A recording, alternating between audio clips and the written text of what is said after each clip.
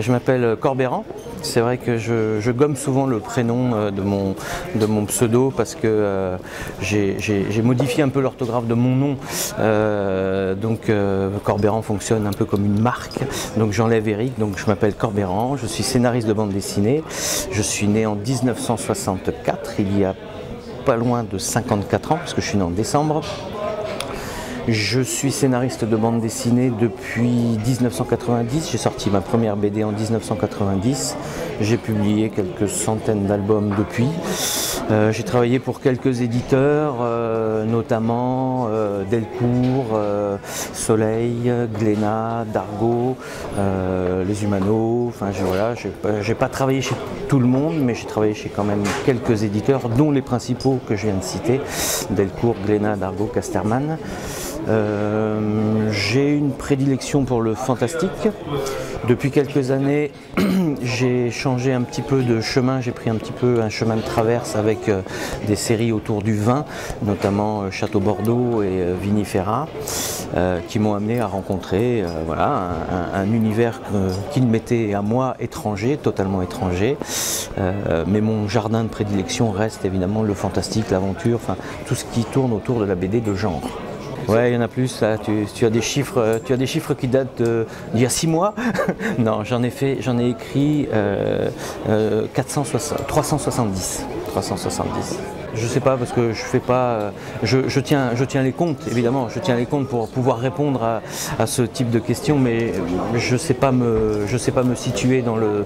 Je pense que je suis pas loin d'être un des, en tout cas, un des scénaristes les plus féconds, on va dire.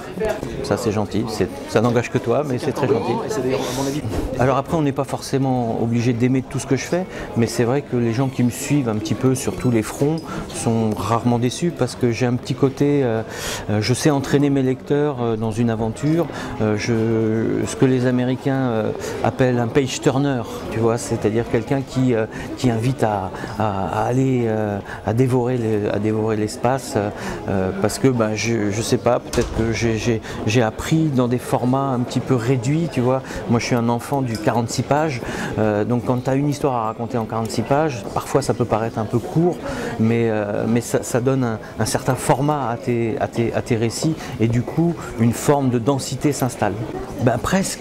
Presque, puisque j'écris quand même depuis plusieurs années pratiquement une BD par mois, donc c'est vrai que chaque sujet qui passe à travers la moulinette de mon esprit devient un scénario, devient quelque chose de narratif. Donc effectivement, j'ai tendance à chaque fois que je croise un sujet sur ma route, à essayer d'entrevoir l'histoire dont on pourrait, qu'on pourrait tirer de ce sujet.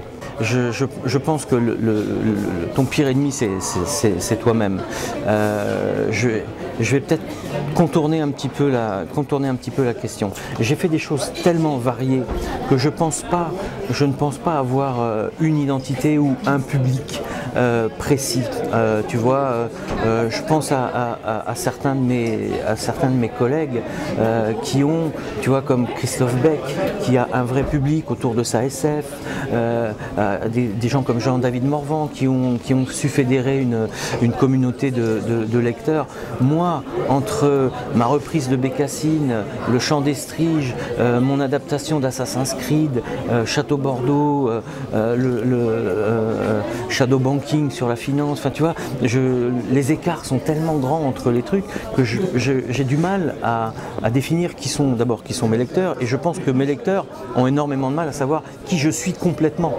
Et je pense pas qu'on puisse faire le tour comme ça en 3-4 titres, mais je dirais les titres qui m'ont un peu imposé dans le registre fantastique pourraient être Le Chant des Striges avec ses séries satellites, Le Régulateur qui a quand même posé un certain type de féminité, de récit, de violence.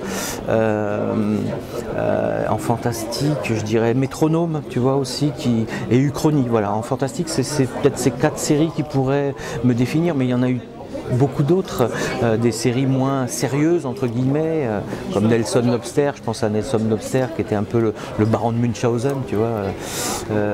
Et puis après il y a le côté un peu réaliste, où là ça va être plus simple parce que c'est plus récent chez moi.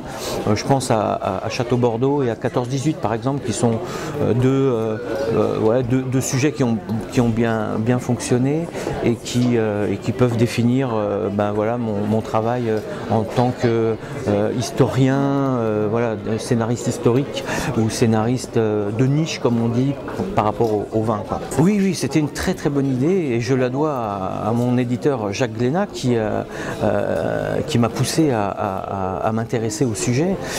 Au départ, c'était pas du tout gagné d'avance et j'y étais avec une forme d'honnêteté et de naïveté en découvrant le sujet en même temps que j'étais en train de l'écrire. Et c'est vrai que ça a été une bonne surprise pour nous de voir la réaction d'abord du milieu du vin qui a très très positivement réagi à notre boulot, et puis ensuite au milieu aussi des lecteurs qui ont adhéré en quantité.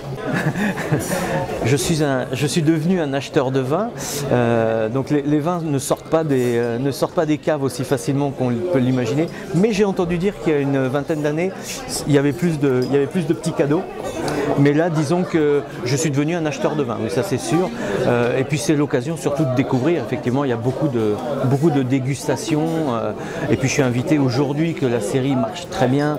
Je suis invité évidemment dans des châteaux pour rencontrer les propriétaires, visiter les lieux, avec toujours une petite idée derrière.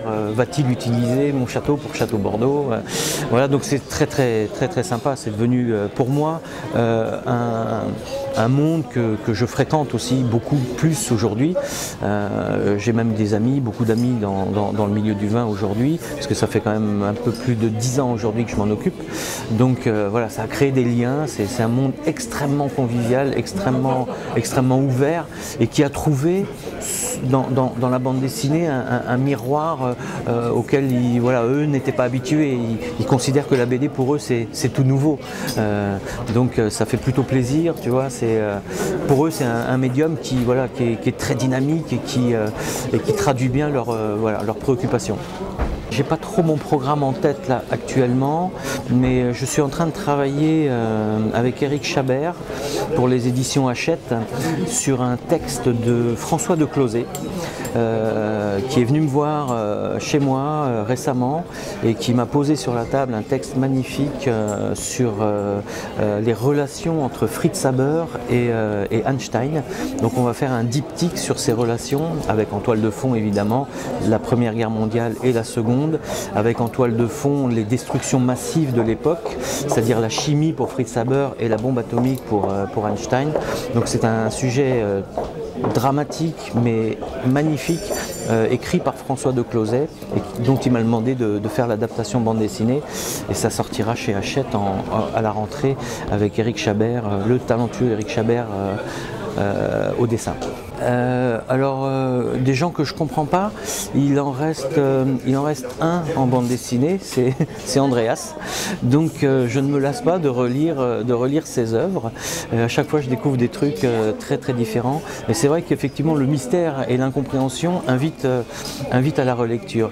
Sinon chez mes amis scénaristes, moi je suis très fan de ce que fait Christophe Beck, de ce que fait Jean-David Morvan. J'aime beaucoup ce que fait Fabien Nury, Xavier d'Horizon.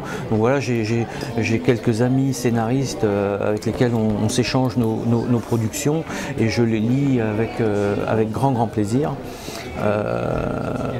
On a même avec Christophe, je te fais un scoop là, c'est cadeau. On a même signé chez Soleil une nouvelle séquelle de Bob Moran avec Christophe Beck. Voilà, co-signé.